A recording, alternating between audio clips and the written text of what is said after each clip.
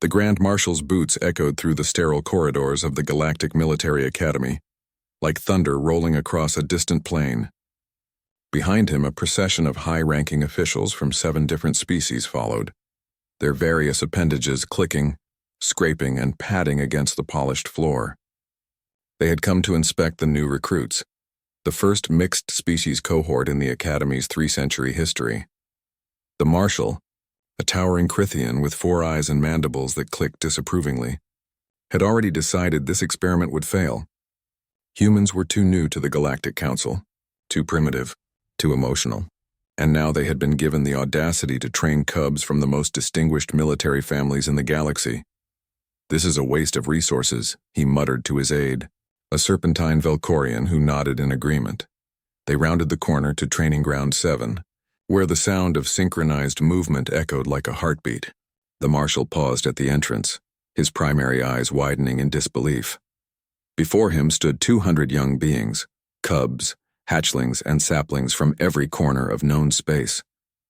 Crithian mandibles were held high. Velcorian coils were perfectly aligned. Bronthan wings were folded at identical angles. Even the gelatinous morphi had somehow achieved uniform shapes in their formations. But what shocked the Marshal most was the silence. Not a whisper. Not a shuffle. Just the quiet breathing of 200 perfectly disciplined young soldiers. At the front of the formation stood Captain Seline, a human barely reaching the shoulder height of most adult species in the Council. Her uniform was crisp, her posture immaculate, and her dark eyes scanned the formation with the precision of a targeting computer. One hand rested behind her back. The other held a data pad that she didn't bother looking at. "Attention!" Her voice cracked across the training ground like a whip. 200 bodies snapped into tighter positions. The sound of it, the unified movement, sent a shiver through the visiting officials. The Grand Marshal's mandibles clicked in confusion. He had inspected military academies across 12 systems. Never had he seen such discipline from first-rotation recruits, especially not from cubs who had been in training for less than a standard cycle. "Instructor," the Marshal barked, stepping forward. "Who taught them this discipline?" Captain Seline's head turned with mechanical precision. She snapped a salute that could have been carved from stone. "Grand Marshal, they taught themselves, sir.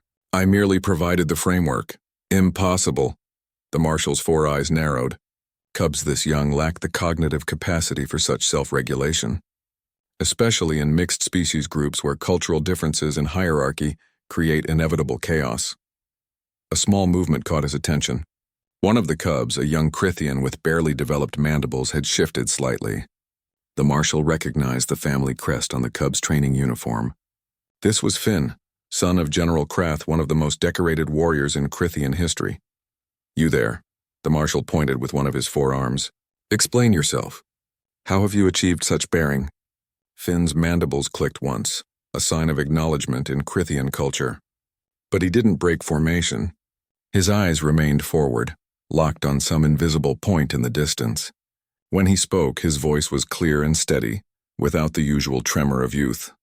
"Sir, Captain Seline taught us that discipline is not obedience. It is self-respect made visible." The Marshal's eyes widened. These were not the words of a cub. These were the words of a warrior philosopher. Captain Seline had not moved. She remained at attention, though a barely perceptible glint appeared in her eyes. "Self-respect?" The Marshal stepped closer to the formation. Several of his officials whispered behind him, their various languages creating a discordant buzz. "What does a human know of military discipline? Your species has barely left its home system. You fought amongst yourselves for millennia before achieving unity." "Precisely, sir." This time it was Captain Seline who spoke. She lowered her salute but maintained her rigid posture. "We understand what it takes to overcome division. We know what it means to stand together when every instinct screams to stand apart." She took a single step forward, her boots clicking against the ground. "These cubs come from species that have been rivals, enemies, even prey and predator to each other for thousands of years. A Crithian's instinct is to dominate. A Velcorian's is to deceive. A Bronthan's is to flee. A Morphi's is to absorb and consume."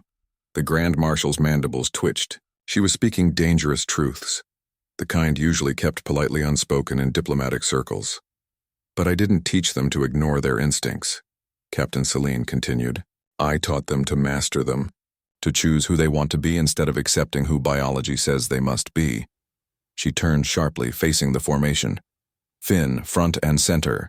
The young Crithian moved with fluid precision, breaking from formation and stopping exactly 3 paces in front of Captain Seline. He snapped to attention, his mandibles held at the perfect angle of military respect. "Tell the Grand Marshal what you learned in Week 1, Captain Seline ordered. Finn's voice was steady. "Week 1, we learned that every species has something the others need. Crithians have strength. Velcorians have tactical thinking. Bronthans have aerial reconnaissance. Morphi have adaptability. Humans have endurance and the ability to function despite fear. And what did you learn about discipline?" Captain Celine's voice was sharp, demanding. "That discipline is the bridge between what we are and what we choose to become. It is the tool that transforms instinct into purpose." The Marshal's mandibles hung open. This was not standard military doctrine. This was philosophy, and it was working. Captain Seline addressed the Grand Marshal directly. "With respect, sir, you asked who taught them discipline. The answer is they taught each other. I simply showed them that they could." She paused, letting the words settle. Humans spent 10,000 years learning a simple truth that the galaxy seems to have forgotten. True strength isn't found in domination. It's found in the choice to stand together when standing apart would be easier. The silence that followed was profound. The Grand Marshal looked at the formation. At 200 cubs from species that had been at war with each other for generations, now standing shoulder to shoulder, wingtip to wingtip, coil to coil. Finn returned to formation with the same precision he had left it. As he took his place, the cub beside him, a young Velcorian, straightened slightly, unconsciously matching Finn's bearing. A Bronthan on the other side did the same. Like a ripple across water, the entire formation stood just a fraction taller.